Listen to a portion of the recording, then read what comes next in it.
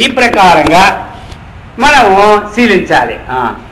యమము, నియమము, ఆసనము, ప్రాణాయామము, ప్రత్యాహారము, ధారణ, ధ్యానం. అది ఇక ధ్యానం నిర్విషయం మనః అన్నారు. ఏమిటి ఆ ధ్యానం అంటే? మంచి నిర్విషయాన్ని చేస్తుంది. ఇక ధ్యేయాన్ని చక్కగా గోచరం అవుతూ ఉన్నది. ఇక సమాధి చెప్పేశారు. ధారణ, ధ్యాన, సమాధి. ఇక సమాధి అంటే ఏమిటి మరి మనకిప్పుడు? సమాధి అంటుంటే ఏది పెద్ద విశేషమే కాదు. సమాధి అన్నప్పుడు దానికి విజికొల్టు ఏకాగ్రత అన్నమాట. ఏమీ లేదు. అర్థమైంది కదా? సమాధి యుజ సమాధి, యుజిర్ యోగే, రెండు ధాతువులు. కాబట్టి యుజిర్ యోగి అని అర్థం చేసుకుంటే అప్రాప్త ప్రాప్త. ఇంతకుముందు లేకపోవడం ఇప్పుడు ఏదైనా కలిగితే దాన్ని ఆ అర్థంలో విశేషమన్నమాట. పూర్వం లేదు, ఇప్పుడు కలిగితే అది యోగం అంటారు. అది కూడా బహిరికి ఏం యోగం పెట్టిందిరా అంటారు. కూడా మేము ఇద్దరం ఒకసారి వచ్చి ఊరు కానీ ఇప్పుడు ఇన్ని మేటలు కట్టింది ఏం యోగం పెట్టింది అంటాడు. అర్థమైందా? అదొక యోగం. అది యోగి అర్థంలో, అది యుజ సమాధి అర్థంలో ఉంది కదా. ఇది ఏకాగ్రత అనమాట. చక్కగా మనము ఆ యొక్క సమాధిని అంటే ఏది ధ్యేయం ఉందో, మనకి ధ్యానంలో 3 ఉంటాయి. ధ్యానంలో 3 అంటే ఏమిటి? అక్కడ ధ్యానం చేసేవాడు తెలుగులో, అర్థమైందా? దీన్ని సంస్కృతంలో ధ్యాత అంటారు. ధ్యాత అన్నా ధ్యానం చేసేవాడిని ఒకటే. కర్త వాడిని ఏమంటారు? కర్త అంటే కర్త అన్నవాడికి ఏమి చేసేవాడా? చేసేవాడిని ఏమంటారు? కర్త. సరే, కారైత అంటే చేయించేవాడు. అర్థమైందా? వాడు చేయిస్తుంటాడు. ఇది కర్త అంటే ఏది? చేసేవాడు. అలాగనే ధ్యాత అంటే ధ్యానం చేసేవాడు. ధ్యాత అంటే ధ్యానం చేసేవాడు. ధ్యేయము, ధ్యేయం అంటే ఏంటి? మన ఇష్ట వస్తువు. ధ్యేయం అంటే మన ఇష్ట వస్తువు. మనకి ఏది ఇష్టమో ఆ వస్తువుని ధ్యేయం. ధ్యాతం యోగ్యం ధ్యేయం. ధ్యానించడానికి యోగ్యమైన వస్తువు ఏది ఉందో దాని పేరు ఏమిటి? ధ్యేయం. ఆ ధ్యేయం రాముడవని, కృష్ణుడవని, లేదా ఓంకారమని, ఓ చుక్కావని, ఏదో ఒకటి కానివ్వండి, అది మన సంబంధం లేదు. కాబట్టి అది ధ్యేయం. ఇప్పుడు ధ్యాత అంటే ఏమిటి? చేసేవాడు. ధ్యేయం అంటే ఎదురుగా ఏదైనా ఒక వస్తువు మనం పెట్టుకున్నటువంటి విగ్రహము, మూర్తో లేకపోతే ఏదో ఒకటి. ఈ రెండింటికి సంబంధమే ధ్యానం. ఇప్పుడు ధ్యానంలో ఎన్ని ఉన్నాయి? 3 ఉన్నట్టు కదా. ధ్యాత, ధ్యేయము, రెండింటికి సంబంధం. ఈ 3 కలిస్తేనేమైంది? ధ్యానం అయింది. ఇది 3 ఇక్కడ ఏముంటారంటే ధ్యాత ఉండడు సమాధిలో. అక్కడేమో సమాధిలో ఇక్కడ ఏదైతే ధ్యాత ఉంటాడు, కానీ ఎట్లా ఉంటుంది? అక్కడ ఉన్నది నేను ధ్యానం చేస్తున్నాను ఉంటుంది. ఎందులో? ధ్యానంలో ఉంటుంది. అక్కడ మాత్రం ధ్యేయం మాత్రం గోచరం అవుతుంటుంది అంతే. అక్కడ ఎంత స్వరూప శూన్యమివ అన్నాడు అంటే ఆ స్వరూపం ఉందా లేదా అన్నటువంటి దానిగా ఉంటుంది అంతే.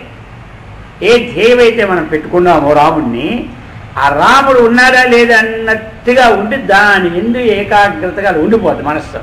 కానీ ఇది నేను చేస్తున్నాను, ఈ ధ్యాతకిన్ని ఆ యొక్క ధ్యేయానికి సంబంధం ఉన్నది ఉండదు. సంబంధం ఎక్కడ ఉంటుంది? ధ్యానంలో ఉంటుంది.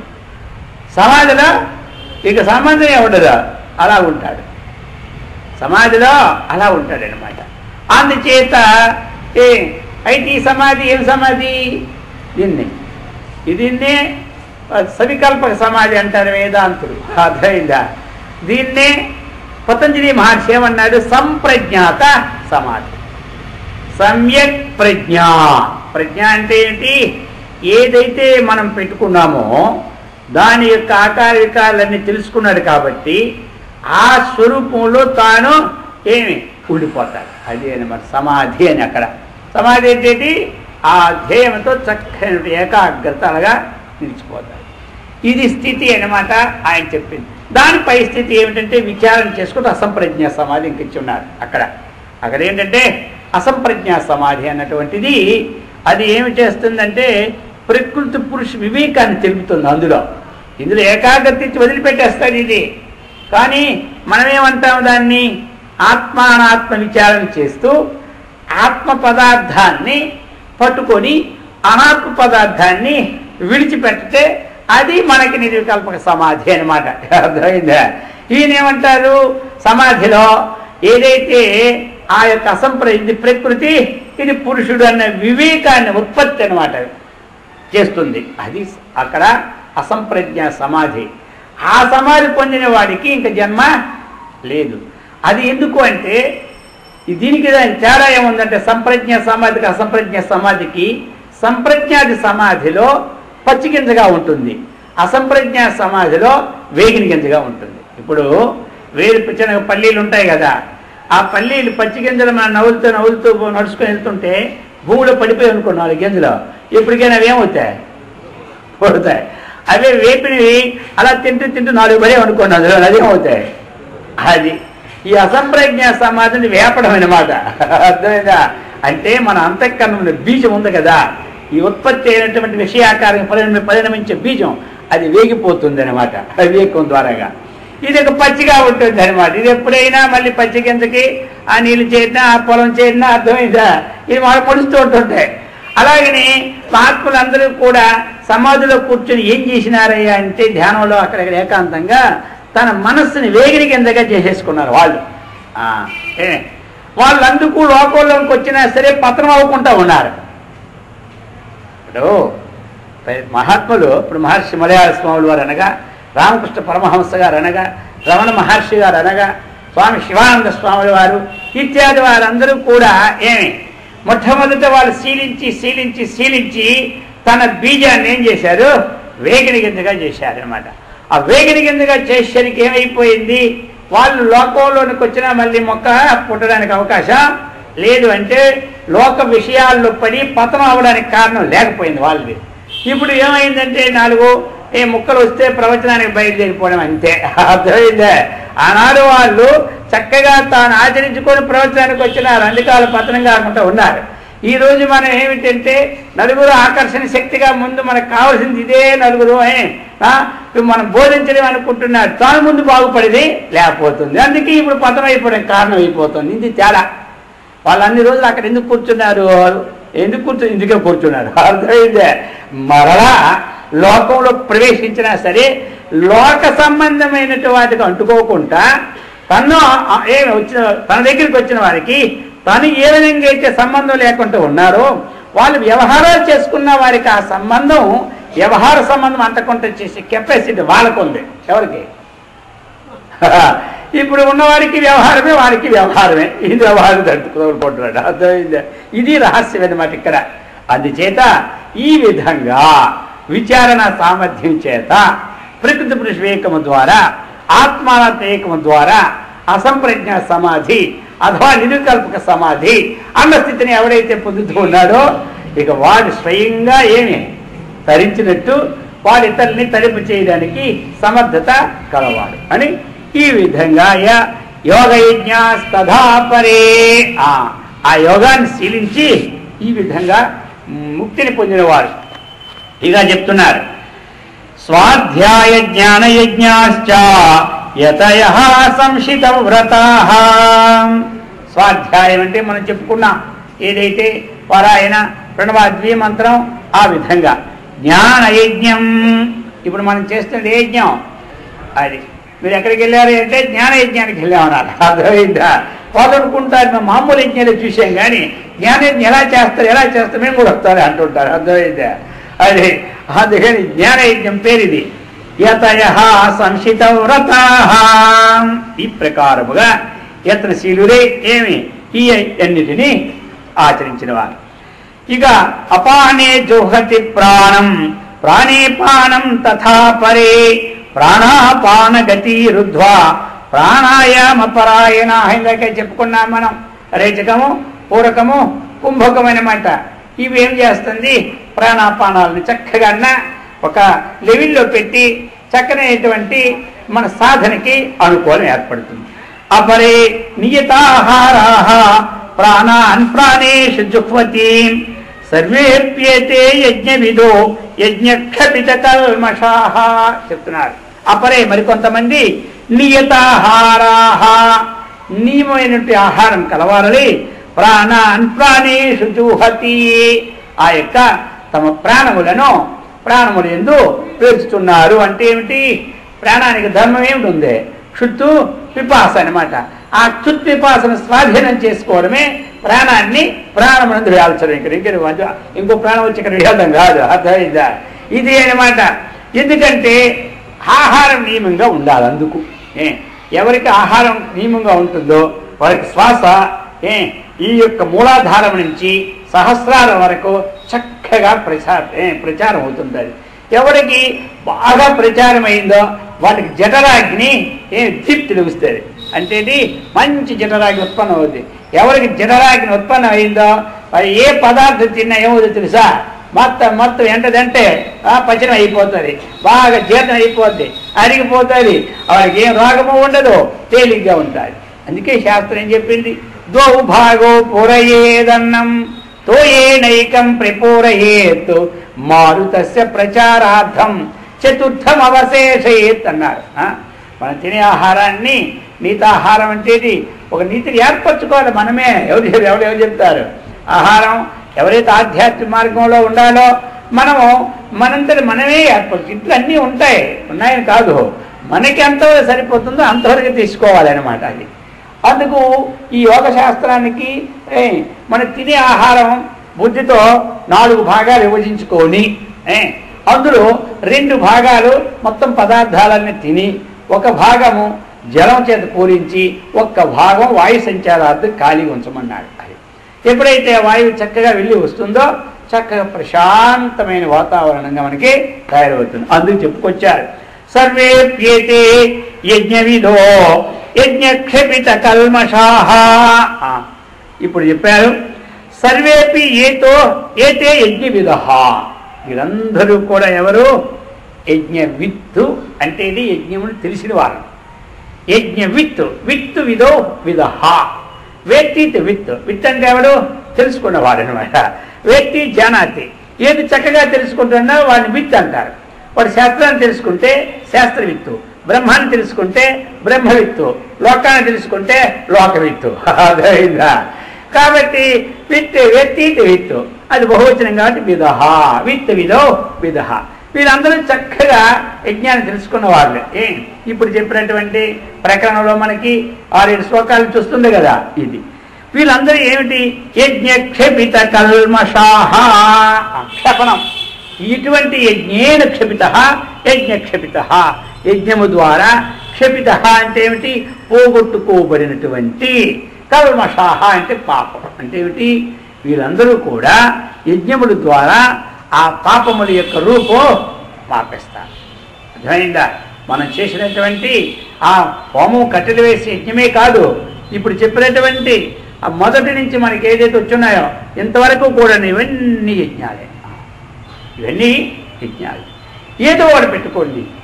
జపము, ధ్యానము, లేకపోతే ప్రాణాయామము, లేకపోతే ఏకాగ్రతో ఏదో ఒక ద్రవ్య తెల్లవారు లేసి ఎదురు జీవులు కొంత ఆహారం పెట్టడమో ఏదైనా ఒక్కటి పెట్టుకొనే మనం ఆహారం తినాలి, పెట్టుకోవాలి. అలా ఉంటే ఏం లాభమండి? యజ్ఞశిష్టామృతో భుజ యాంతి బ్రహ్మ సనాతనం నాయం లోకోస్తి అయజ్ఞస్య కుతోన్యః కురు సత్తమా. చెప్తున్నారు ఇప్పుడు. అయ్యా యజ్ఞశిష్టామృతో భుజ. ఇంతకుముందు చెప్పినారు 3వ అధ్యాయంలో కూడా యజ్ఞశిష్టాసిన సంతో ముచ్యంతే సర్వ కిల్బిషై అని చెప్పినారు. యజ్ఞశిష్టాసిన యజ్ఞం చేసి ఆ ఉన్న ప్రసాదం తింటే అంటే ఇక్కడ సందేహం వస్తుంది. జపం కూడా యజ్ఞం కదా, మరి జపయజ్ఞం చేస్తే ప్రసాదం ఏముంటుంది? అక్కడ ఏముండదు. దేవుడితో అన్నీ పెడితే ప్రసాదం పెడతా కానీ జపాన్ని పెట్టుకొని ప్రసాదం పెడతాడా? ధ్యానంలో కూర్చొని ప్రసాదం పెడతాడా? అది పెడితే వాడికే నవ్వు వస్తుంటుంది. ఎక్కడ పెట్టానైనా. అందుకని ఆ అమ్మును పటం ఉండి అక్కడ దీపం ఉండి ఆ దూపం ఉంటుంది. అదొక సేదక ఏం సెట్ అనమాట. అర్థమైందే. అక్కడ ఒక ప్రసాదం, అక్కడ ప్రసాదం లేకపోయినా సరే మళ్ళీ తృప్తి ఉండదు. సరే, ఇక్కడ ప్రసాదం లేకపోయినా తృప్తి ఎక్కడ? ధ్యానం దగ్గర. అయితే ఇప్పుడు మరి యజ్ఞశిష్టాశిరస్సంత అన్నాడు. ఇక్కడ ఏం ప్రసాదం ఉంది? ఏమీ లేదు. ఏదో ఒక పని చేసిన తర్వాత తినడమే అది ప్రసాదం. అర్థమైందా? ధ్యానం చేసేవాడు 10 నిమిషాలు ధ్యానం చేసుకుని తింటే ఆ యజ్ఞకి అవశిష్టాన్ని తిన్నట్టు అనమాట వాడు. ఇది అంతేగాని పూజ చేసి అక్కడ ప్రసాదం లేదు, ఇక్కడ ప్రసాదం లేదు, భగవంతుడు ఇక్కడ చెప్పినాడు యజ్ఞశిష్టామృతము, ఆ అమృతం ఏమిటంటే అది కాదు. ఇక్కడ ఏ పనైనా మంచి పని చేసిన తర్వాత అది ఉపకారం పని అవ్వండి, తన పని అవనివ్వండి, తన పని అంటే ధ్యాన జపాదులు కానివ్వండి, లేక ఇతరులకి ఏదైనా సరే వారికి ఆహారం పెట్టినాక తను తిన్నం కానివ్వండి, ఇవన్నీ కూడా యజ్ఞశిష్ట అమృతాలు. అయితే ఇక్కడ అక్కడేమన్నారు, ఇక్కడికి వస్తే కొంచెం పెంచేశారు భగవంతుడు. ఎందుకంటే స్టార్టింగ్లో చెప్పాడు పాపాలు పోవాలని, ఈ విజ్ఞానంతో వచ్చేస్తున్నాడు కాబట్టి ఇంకేం పాపం ఎన్నాళ్ళు పోగొట్టుకుంటాడు. అందుకని అక్కడ యజ్ఞశిష్ట శిరస్సంతో ముచ్యంతే సర్వకిల్ విషయ అన్నాడు. సమస్త పాపము నుండి విడుదల చెందుతున్నాడు. ఎవడు తనకేం తింటున్నాడో వాడు పాపాన్ని తినేవాడు కానీ అన్నాన్ని తినేవాడు కాదని అక్కడ చెప్పినాడు. ఇక్కడ చూసారు అక్కడ రహస్యం. కష్టపడి ఎవరి దగ్గర అన్యాయం చేయకుండా తానే కష్టపడి తానే డబ్బులు తెచ్చుకొని ఇతరులు బాధించుకుంటా తానే తింటే భగవంతుడికి అర్పించుకుంటా యజ్ఞం చేయకుండా ఏదో ఒకటి అది పాపంతో సమానం అనేసినాడు. భుంజతేతు అగం పాప. ఎందుకంటే దేవతలు మనకి ఇచ్చినారు, అర్థమైందా? ఇచ్చిన వారి కృతజ్ఞత భావంతో అర్పించడం మన యొక్క ధర్మం. అయితే అర్పిస్తే పట్టుకుపోతారు వాళ్ళు. మనకి కర్తృత్వ భావం పోవడానికి చెప్పినాడు. అంతేగాని ఓ 10,000 రూపాయలు తీసుకొచ్చినాం, బిలువ తీసాం, కృష్ణార్పణ బిలువలు పెట్టినాం, ఏమైనా దొరకని చెప్పి నా డబ్బులు పట్టుకుపోతుండే కృష్ణుడు? పట్టుకుపోతాడు చెప్పండి? ఏమీ లేదు, అర్థమైందే? తీసి ముద్ర నోట్లు పెట్టినా కృష్ణ అని, అయ్యా నేమో నా ముద్ర వెళ్ళి పెట్టుకుని తీసుకుంటున్నాడా? ఏమీ లేదు. ఆయన తీసుకునేవాడా? ఇంతకుముందు చెప్పుకున్నావా? ఇన్ని లడ్డూలు అంతే ఒబ్బట్లు ఏవో రకరకాలు పెట్టిన రోజు మొత్తం తినేసాడనుకోండి కృష్ణుడు, మన్నాడు ఎవడి పెట్టడు 10 వేల బనాయించి, అర్థమైందే? అందుచేత ఆయన వాసన చూస్తాడు కానీ ఎప్పుడు తీసుకోడు. యజ్ఞశిష్టామృతో భుజ. ఇప్పుడు అయ్యా ఏం చెప్పినారో, ఈ పనులు చేసిన తర్వాత ఆహారాన్ని ఎవరైతే తీసుకుంటున్నారో మరి వారేంటి యాంతి బ్రహ్మ సనాతనం.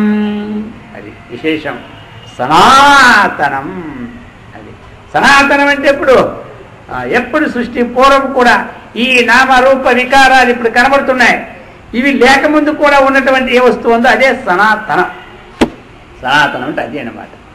సనాతన వస్తువు సృష్టికి పూర్వం ఉంది, సృష్టి ఇప్పుడు ఉంది, సృష్టి తర్వాత కూడా. అంటే ప్రళయం అయిపోయిన తర్వాత ఏ పదం ఉందో ఆ యొక్క ఏ వస్తువు ఉందో దాని పేరు సనాతనం. అందుకే మలయాళ స్వాముల వారు సభ పెట్టినప్పుడు అన్ని ఆలోచించి పెట్టినారు, సనాతన వేదాంత సభ అని. అర్థమైందే? అటువంటి సనాతనమైనటువంటి అది ఆ పదంలో దివ్యశక్తి ఉంది. ఆ పదాలను మార్పు చేయడం కూడా కొంతమంది ప్రయత్నాలు చేస్తున్నారు, అర్థమైందా? అందుకని అలా ఏదైతే మహాత్ములు పెట్టినటువంటి పదం ఉంది కదా, ఆ పదం గొప్పది. సనాతన పదం చాలా గొప్పది. ఇక్కడ ఇచ్చారు మనకి సనాతనం బ్రహ్మయాంతి. అటువంటి సనాతనం = బ్రహ్మ. సనాతనం అనేది ఇక్కడ విశేషంగా తీసుకోవాల్సిన లేదు, తీసుకున్న తప్పు లేదు. ఎల్లప్పుడూ ఉన్నటువంటి స్వరూపమైన బ్రహ్మనే అన్నటువంటిది తీసుకున్నా దోషం లేదు. సనాతనం పదం వాడినా బ్రహ్మపదం వాడినా రెండు సేమ్ అనమాట. కాబట్టి అది విశేషణంగా తీసుకున్న తప్పేం లేదు మనకి. అటువంటి ఈ అమృతాన్ని అనుభవించి యోగులకి ఎవడతడు? సనాతనుడు.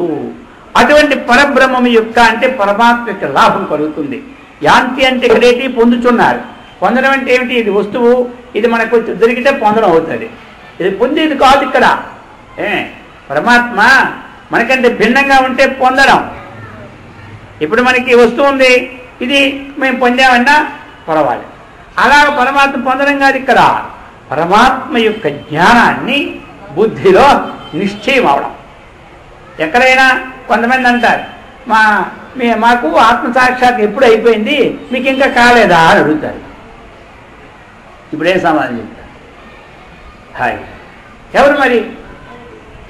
నాకు అయిపోయి ఎప్పుడు అయిపోయి సాక్షాత్కారం అర్థం ఏమిటి?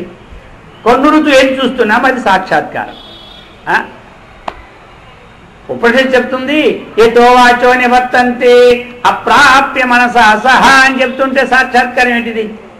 అయితే ఏం సాక్షాత్కారం అనుకోకూడదు, తప్ప అనుకోవచ్చు. కానీ నాకు అయింది అన్నటువంటిది కన్నులతో నేను చూశాను అన్నమాట మాత్రం వ్యర్థ మాటలవి.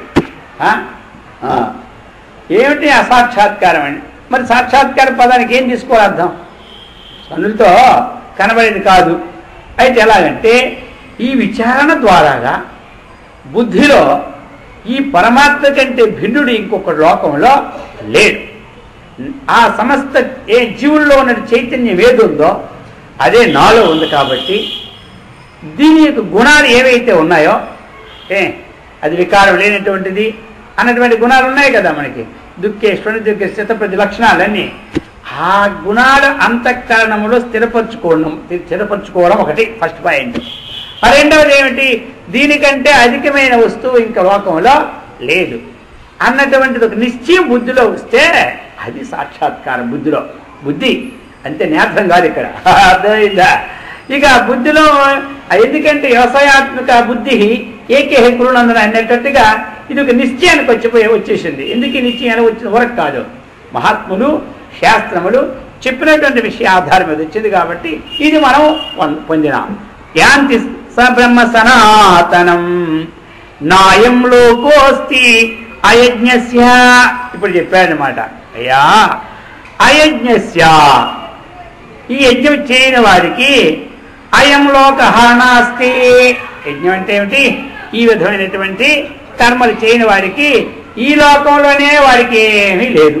అర్థమైందా? వారికి ఈ లోకంలోనే ఏమీ సుఖప్రదం లేదు. ఇక అన్యః కురుషత్తమా, వారి పరలోక విషయం చెప్పాలా, ఆత్మతత్వ విషయం చెప్పాలా? ఈ లోకంలో వారికి సుఖము లేదు, శాంతి లేదు, వారికి ఇక పరలోకంలో ఏముంటుంది అది చెప్తున్నారు. అందుచేత యాంతి బ్రహ్మ సనాతనం అని చెప్పేశారు. ఏవం బహువిధా యజ్ఞ వితతా బ్రహ్మణో ముఖే. అయ్యా ఇక్కడేవో కొన్ని చెప్పినాము, వీటితోనే ఏమే అయిపోయిందని లేదు, అది చెప్తున్నారు. ఏవం బహువిధా యజ్ఞ వితతా బ్రహ్మణో ముఖే కర్మజాన్ విద్ధితాన్ సర్వానేవం జ్ఞాత్వా విమోక్ష్యసే. అర్జున, ఈ ప్రకారముగా బహువిధాః యజ్ఞాః, అనేక ప్రకారములైనటువంటివి ఎన్నో ఆ బ్రహ్మదేవుడి ముఖము నుండి వేదంలో కుప్పల యజ్ఞాలు ఉన్నాయి. కొన్ని ఏవో ఇక్కడ చెప్పడం జరిగింది, కొన్ని ఇక్కడ చెప్పడం జరిగింది. ఇక వేదం నిండా అనంతమైనటువంటి యజ్ఞాలు ఉన్నాయి. యజ్ఞం ఎందుకో వేదం ఏంటి మనకి ఇస్తుంది? ఇష్టప్రాప్తి అనిష్ట నివృత్తి. ఇదేనమాట, ఇష్టప్రాప్తిని అనిష్ట నివృత్తిని చేస్తుంది, అది వేదం జ్ఞానం.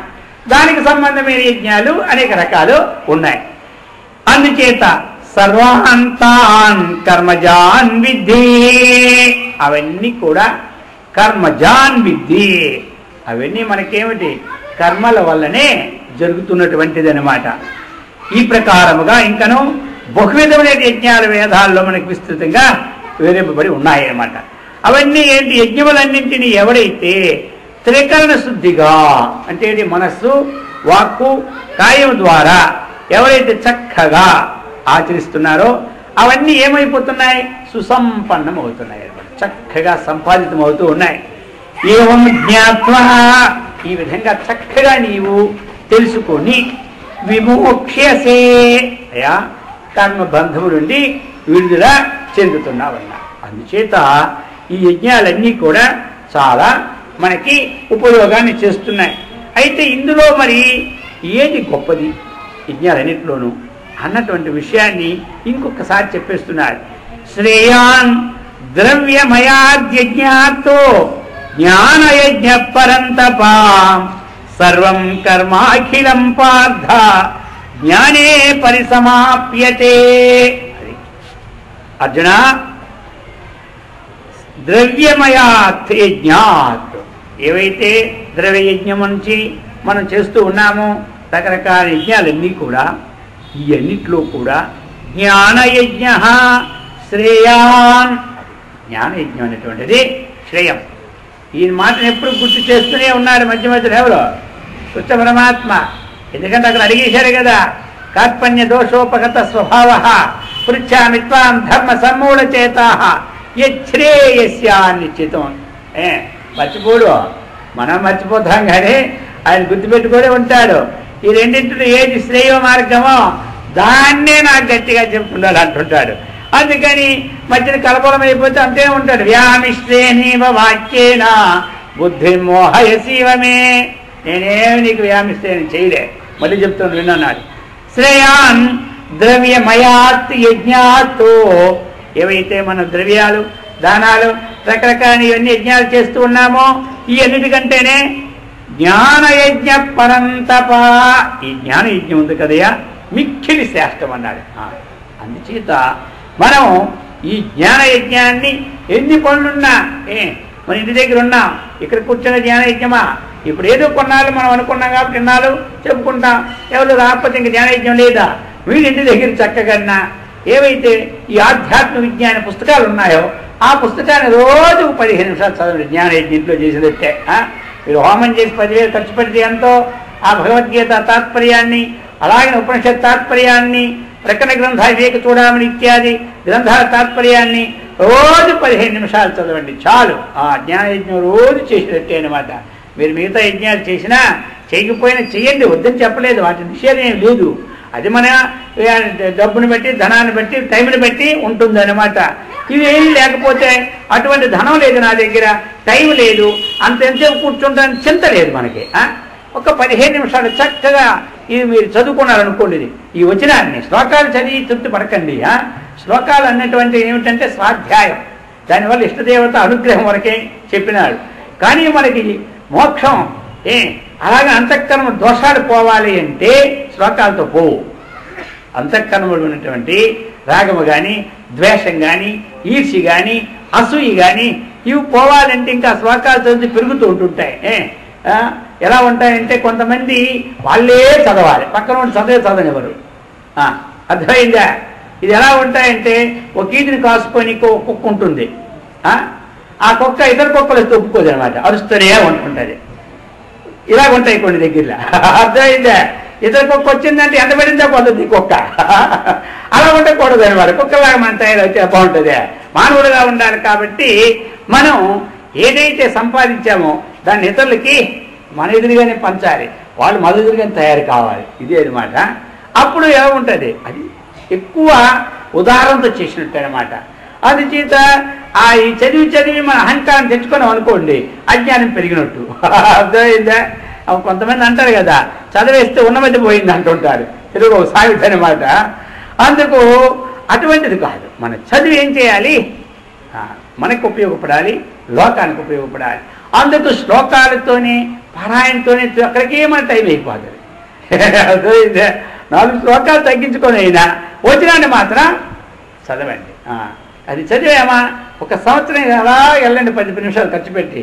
మీలోనే తెలిసిపోద్ది మీకు ఎంత పవర్ వచ్చేస్తుందో, ఎంత శక్తి వచ్చేస్తుందో. అద్భుతమైన శక్తి ఏర్పడిపోద్ది అనమాట.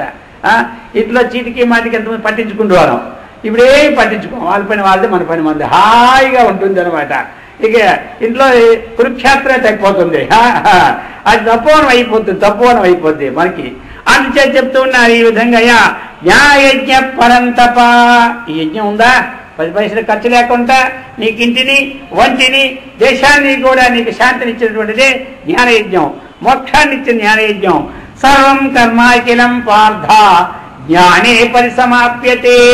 ఈ సమస్త కర్మలు కూడా మనం దీని యొక్క పరాకాష్ఠ ఏమిటి అర్థమైందా?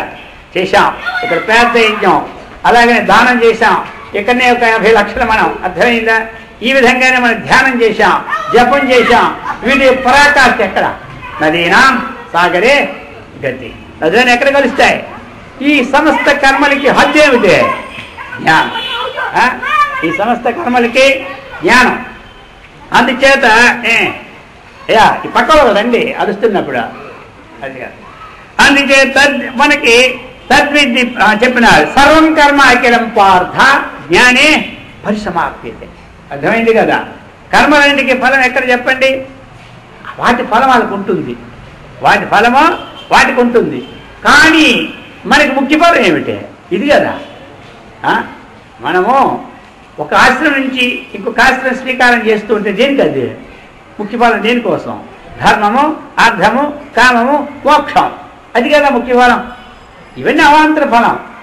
ఈ మామూలుగా ప్రారంభ వశాత్తు వస్తుంది ఏమిటి, మనకు అర్థమును కామము, ఇవన్నీ వస్తువులు, వాహనాలు, ఇవన్నీ. కానీ ఈ రెండు ముఖ్యం. ఇక్కడ ధర్మము, అక్కడ కామం. ఇది మోక్షం. ఇక్కడ ధర్మము, అక్కడ మోక్షం. ధర్మానికి ప్రయత్నం చేసుకోవాలి, మోక్షానికి ప్రయత్నం చేయాలి.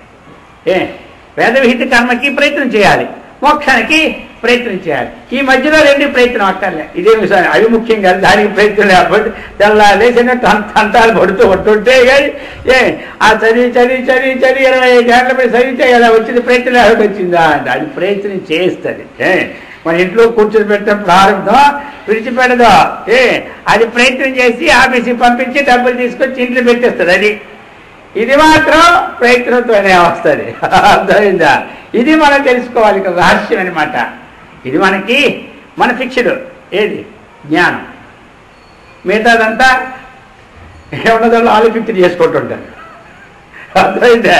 ఒకవేళ మనం ఎవరి పేరు రాయిపోయినా ఇటువంటి ఎవరికి వెళ్ళిపోయి చెప్పండి. కొంతమంది రాయరు, అలాగే ఉంచుతారు. ఉంచితే మాత్రం తండ్రిని కొడుకు పోతుందో రాస్తే ఆటోమేటిక్ వెళ్తాను మన్నాడు రాయించుకొచ్చేస్తారు. అక్కడికి వెళ్ళి ఇది మన అక్కడ ఉన్నాయి, ఇక మా నాన్న డెత్ సర్టిఫికేట్ చూడండి అన్ని తీసుకుని అక్కడ రాసేస్తారు. దీనికి ఏం పర్వాలేదు, వీళ్ళు అయిపోయి వెళ్ళిపోతుంది అది.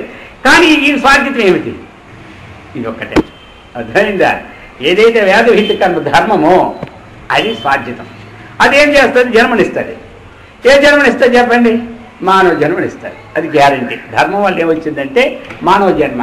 మరి జ్ఞానం వల్ల ఏమొచ్చింది? మానవ జన్మ ఔన్నత్యం వస్తుంది అన్నమాట. అర్థమైందా? పురుషులందు పుణ్య పురుషులు వేరేయా విశ్వదాభిరామ పురుషోత్తమ స్థితిని తీసుకొస్తుంది జ్ఞానం. మానవుడిని మాధవుడిగా చేస్తుంది జ్ఞానం. మానవుడి యొక్క మానవత్వాన్ని కాపాడుతుంది ధర్మం. అర్థమైందా? ధర్మం అనేది మానవుడి యొక్క నైతిక జీవితాన్ని, మానవత్వాన్ని ఇస్తుంది ధర్మము. మాధవత్వాన్ని ఇస్తుంది జ్ఞానం. రెండిట్లో ఒకటి కీలకమైనది అనమాట. అందుచేత ఈ విధంగా చక్కగా అందరూ కూడా ఇటువంటి తత్వాన్ని చక్కగా పొంది